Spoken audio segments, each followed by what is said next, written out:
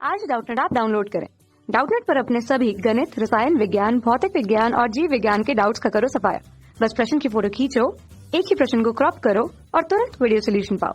अभी डाउनलोड करें। एक ही पदार्थ की और एक ही जितनी लंबी दो हीटर कुंडलियां जिनमें से एक बारीक तार की है और दूसरी मोटी तार की श्रेणी क्रम में जोड़े जाते हैं, फिर समांतर क्रम में जोड़े जाते हैं। तो श्रेणी क्रम में बारीक तार ज्यादा ऊर्जा उत्पन्न करती है जबकि समांतर क्रम में मोटी तार ज्यादा ऊर्जा उत्पन्न करती है। ये हमको प्रश्न में दिया गया है। ठीक है, तो एक ही पदार्थ की कहा गया है, मतलब क्या है कि विशिष्ट प्रतिरोध जो है दोनों ही हीटर कुंडलियों का समान है। विशिष्ट प्रतिरोध जिसको हम रो से प्रदर्शित करते हैं वो समान है।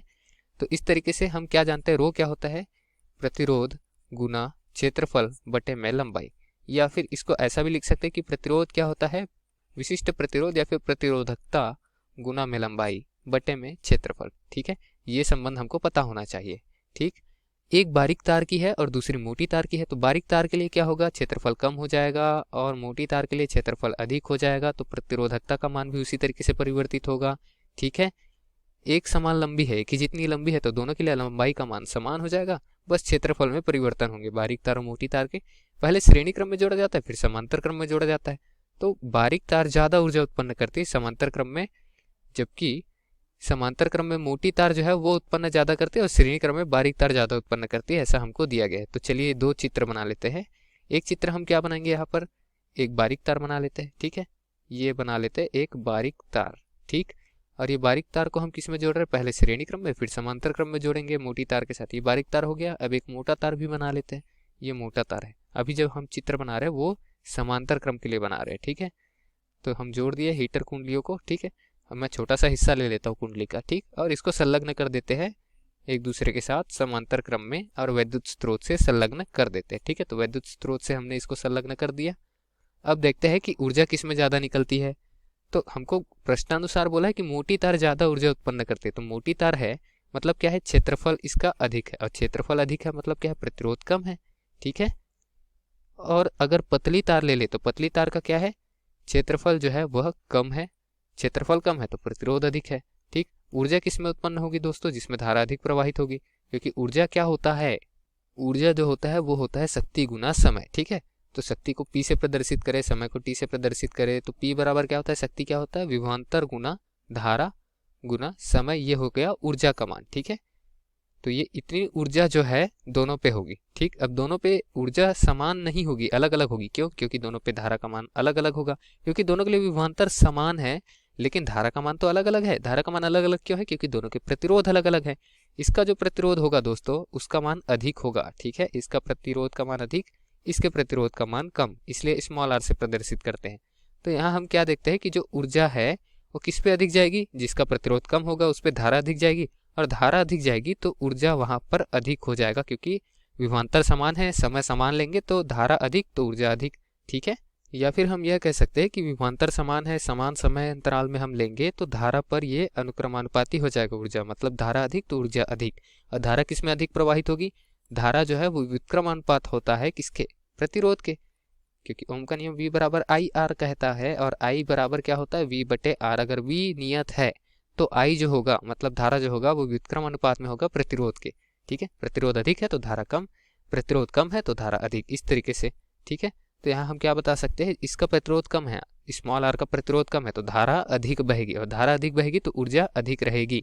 ठीक, तो दिया गया कथन सत्य है कब, जब समांतर क्रम में मोटी तार जो है ज्यादा उत्पन्न करती कहा गया वो वाला कथन। अब श्रेणी क्रम भी देख लेते हैं।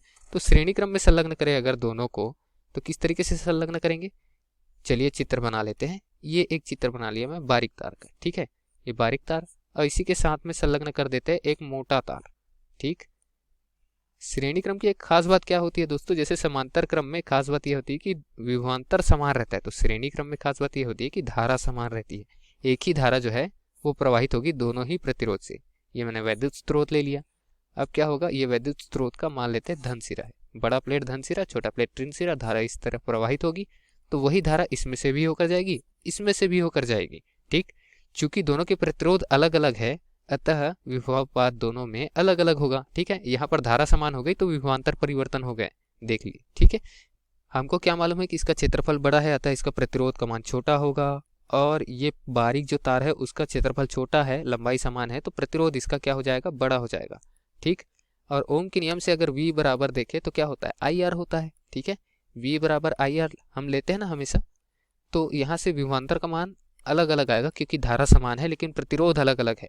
तो इस तरीके से हम क्या देख सकते हैं कि किसके सिरों पर विभवांतर ज़्यादा होगा, किसके सिरों पर कम होगा। दोस्तों इसके सिरों पर विभवांतर देखें तो विभवांतर जो है वो प्रतिरोध के अनुक्रमानुपाती हो जाएगा अगर धारा दोनों में समान हो। तो प्रतिरोध का मान इसमें बड़ा है तो विभवांतर इसमें बड़ा होगा। ठीक है, प्रतिरोध का मान इसमें छोटा है तो विभवांतर इसमें छोटा हो जाएगा। ठीक है, तो जिसका विभवांतर बड़ा होगा वहाँ पे धारा समान जाएगी दोनों पे। तो लेकिन शक्ति जो देखे तो शक्ति क्या हो जाएगा, बड़ा हो जाएगा, ज़्यादा शक्ति जाएगा। और ज़्यादा शक्ति जा रहा है तो समय के साथ गुना कर देंगे, ऊर्जा अधिक हो जाएगी। किस पे, बारीक पे।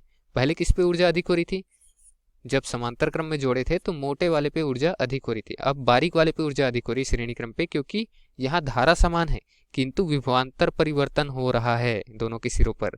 ठीक है, बारीक तार का प्रतिरोध अधिक है अतः समान धारा के लिए सिरों पर उत्पन्न विभवांतर अधिक होगा जो कि ज्यादा ऊर्जा उत्पन्न होने का कारण बनेगा। ठीक है, ये कथन हम ऊपर वाले के लिए भी लिख सकते हैं। ऊपर वाले के लिए क्या लिखेंगे कि मोटे वाले तार का प्रतिरोध कम है अतः यहाँ पर जो धारा प्रवाहित होगी वह अधिक हो जाएगी, क्योंकि विभवांतर तो समान है। तो यहाँ विभवांतर के लिए नहीं लिखेंगे, यहाँ धारा के लिख लेंगे, धारा अधिक हो जाएगी। यहाँ क्या देख रहे हैं, यहाँ धारा समान है, यहाँ विभवांतर अधिक हो जाएगा लेकिन बारीक वाले में होगा, मोटे वाले में नहीं होगा। ठीक है, ये विपरीत चीजें हो जाएगी।